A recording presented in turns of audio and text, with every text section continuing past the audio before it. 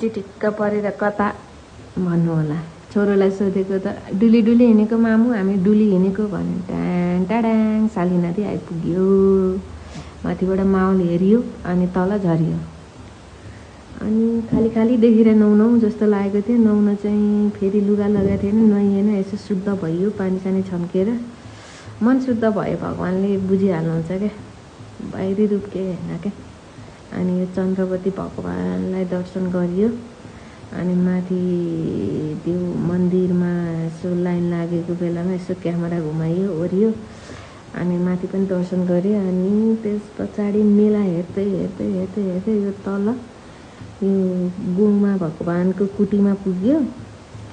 अनि कुटीमा पुगेर दर्शन गरियो ओरियो, पूजासुजा गरियो, दर्शन गरियो। अनि छोरालाई काना बोकेर घर आइयो। हस्बेन्ड घर आइयो है त।